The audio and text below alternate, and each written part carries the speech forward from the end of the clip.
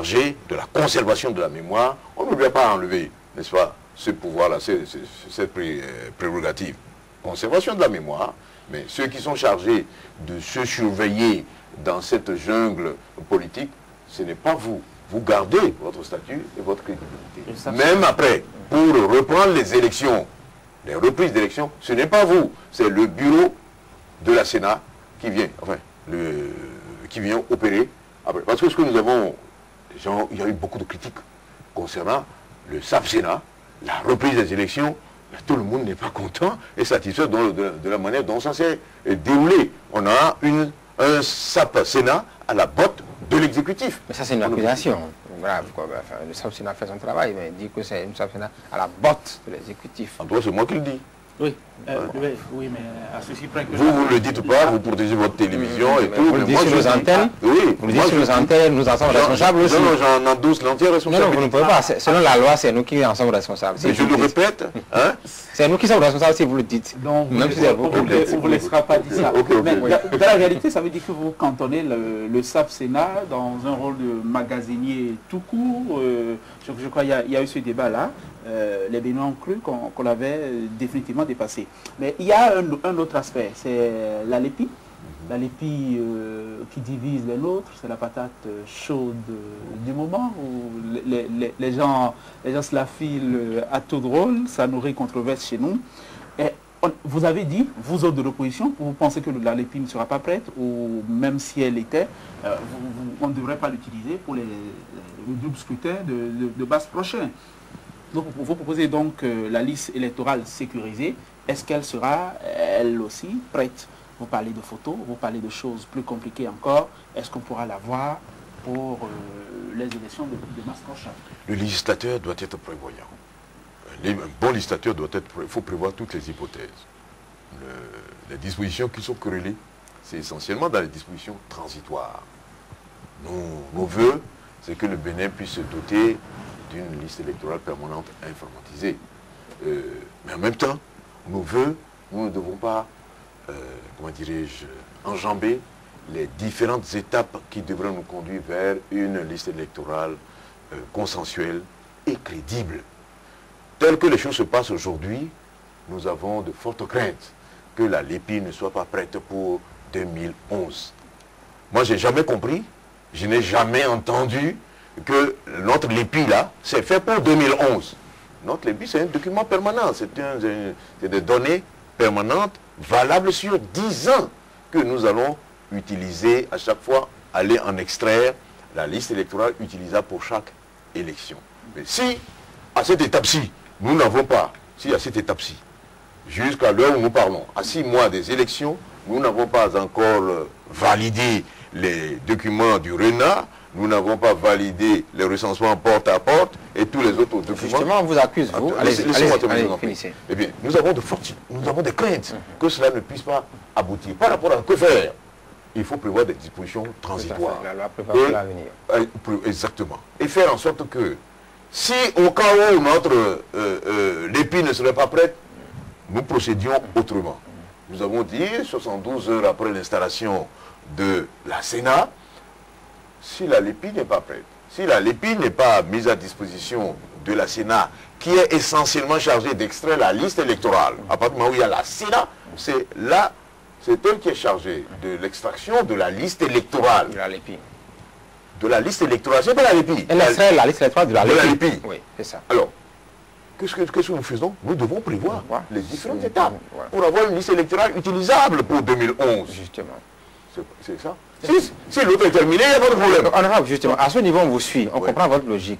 Mais justement, on vous reproche de faire les choses exprès, c'est-à-dire que vous retardez exprès l'aboutissement de la lépi, parce que vous n'en voulez peut-être pas, et dans le même temps, vous prévoyez quelque chose, parce que, bon, vous avez des membres, une frère nation au niveau de CPS lépi, démissionnez, ne travaillez plus, vous laissez les autres avancer seuls, et vous dites, puisqu'on n'est pas là, ce que vous faites n'est pas juste, on vous appelle la dernière fois, venez, on va vous montrer les correctifs qu'on a intégrés, pour qu'on fasse ensemble, vous refusez d'aller, vous faites retarder la machine. Non, je crois que ça c'est un procès d'intention. Nos demandes sont expressément adressées à toutes les autorités compétentes. Nous avons demandé que les choses se fassent de façon consensuelle et de façon paritaire, ce qui a été rejeté. Même la composition de la CPS, l'EPI, est-ce que c'est une composition paritaire? C'est une composition bancale. Mais c'est la loi qui le prévoit. Non, la loi, non. Il faut interpréter intelligemment la loi et de façon dynamique. Les demandes qui sont formulées, les reprises qui ont été formulées par le groupe de travail qui a été mis en place, est-ce que tout ceci a été pris en compte? Donc voilà les considérations qui nous ont menées. Et à chaque fois, on fait des fuites en avant. Mais des fuites en avant, si nous demeurons dans ces fuites en avant, nous engage. Mais la CPS dit oui que c'est pris en compte. Ben oui, mais encore on vous a appelé à venir valider, vous avez refusé d'aller. Non, ce n'est pas cela. Vous savez, mais c'est le 24 à 21h qu'on nous a envoyé les documents. Et les vrais documents, en réalité, n'ont été distribués que dans la salle. Vous savez, nous sommes une alliance, une grande alliance. Nous ne fonctionnons pas comme si c'était une affaire d'un individu. Le président Moussou, par exemple, s'il participe à cette opération, sans faire examiner les documents à valider par le staff de direction de l'Union fait la Nation, ça n'engagera que sa personnalité. Il est obligé de réunir les éléments de l'Union fait la Nation autour de ce document, nous-mêmes recueillir les observations des uns des autres avant de dire nous participons. Ce n'est pas dans la salle qu'on va recevoir les documents et dire que nous validons. Ils ont dit publiquement qu'ils vous l'ont envoyé dans les délais. Ils ont envoyé un document provisoire à 21h le 24 août. Et ils l'ont reconnu, puisque nous avons tenu une séance de travail tout récemment avec la CPS et la Mirena, où c'est reconnu qu'effectivement, c'est un document provisoire et que le document définitif avec les annexes n'a été distribué que dans la salle le 25. Oui, on l'a vu avec vous, on pourrait avoir des cas de figure où la Cour constitutionnelle rétorque certaines dispositions des lois que vous avez votées. Est-ce que vous aurez le temps, vous autres députés, aurez le temps de remettre la loi en conformité pour qu'on soit dans les délais? Est-ce qu'il n'y a pas une impasse des délais qui est en train de s'installer? Ou qui nous guette? Non, je vous l'ai dit, les parlementaires ont voté. Ils ont fait le job. Et la Cour constitutionnelle fera également son job. Nous espérons que cela interviendra rapidement, puisque c'est nous qui avons fait convoquer une session extraordinaire qui va débuter la semaine prochaine, dans la perspective que la Cour constitutionnelle se serait déjà prononcée. Voilà. Nous ne prétendons pas que tout ce que nous avons proposé passerait à ce niveau-là, et nous faisons entièrement confiance à la Cour constitutionnelle pour que le droit soit dit. Honorable, nous allons prendre environ 10 à 15 minutes. Il y a aussi les questions des téléspectateurs pour parler de quelques sujets d'actualité. Affaires SENSA, DCC, machine agricole, poursuite du chef de l'État. Oui. J'ai une question personnelle pour l'honorable. Est-ce que vous rêvez de reprendre à Hélène Arol-Keke le fauteuil de président de la commission des lois? Vous savez, moi, personnellement, sa décision avait été engagée. Est-ce qu'en vous rasant tous les matins, vous pensez à cela? Mais non, je crois que on dit chez nous que sans fond, hein. Alors, il y a des 18 ans, hein.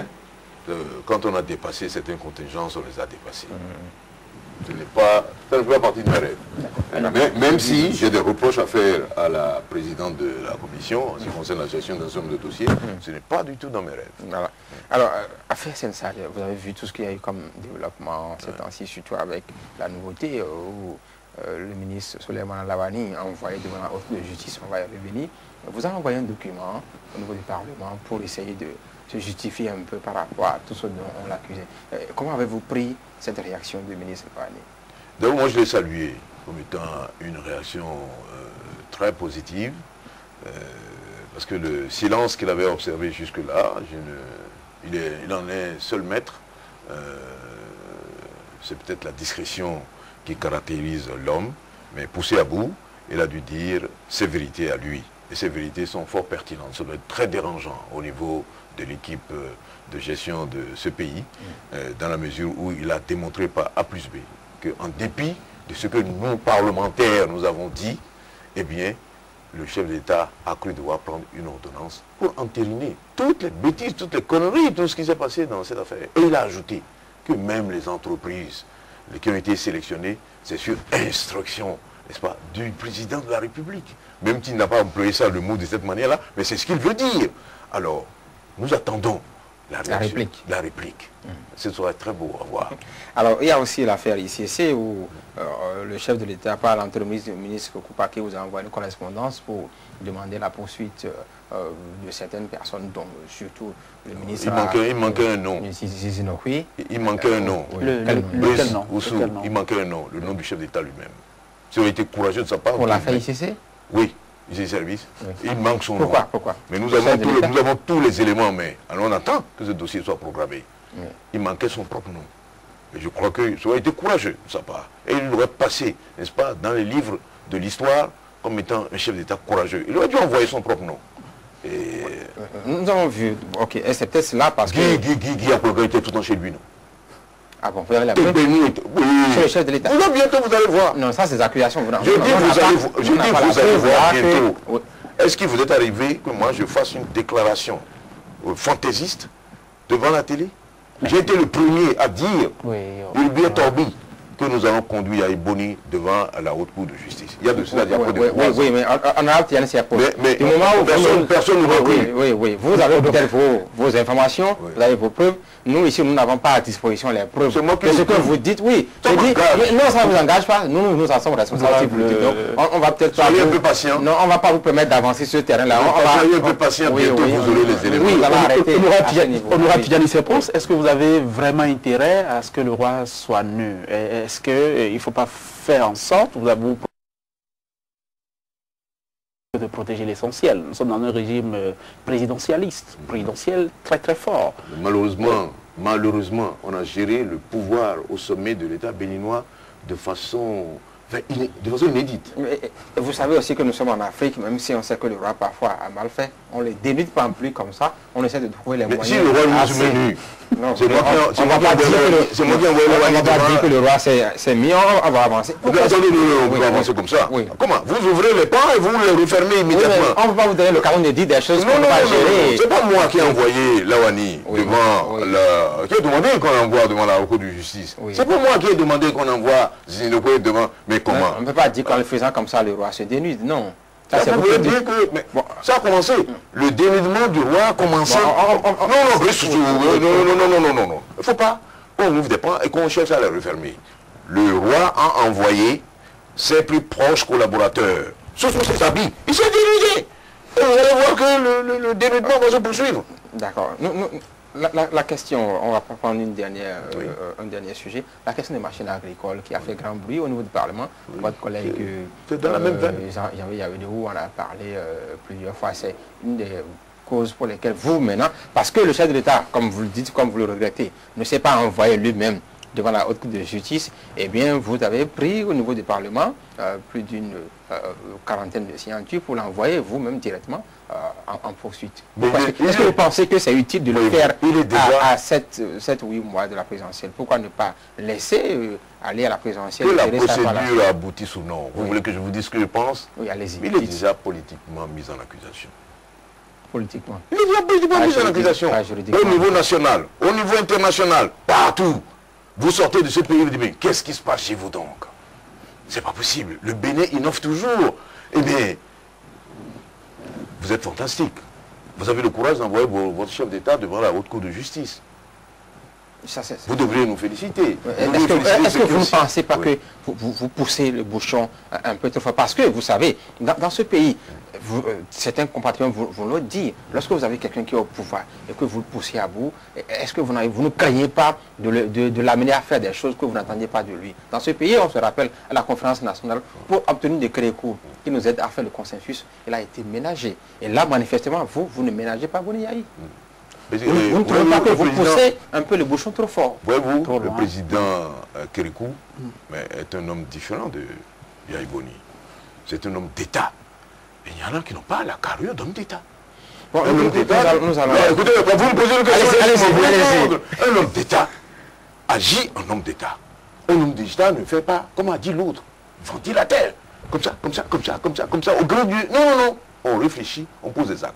Toutes ces histoires de Lawani, de Sinidokwe, c'est pour distraire. Pourquoi c'est maintenant qu'on va réveiller le dossier de Lawani? Pourquoi maintenant on va réveiller le dossier de Fassassi? Pourquoi maintenant on va réveiller le dossier de Biaou? Dès que l'affaire ICC est apparue, c'est pour faire diversion. On vous donne ça, un nom, ça croqué pour oublier les dérives du pouvoir.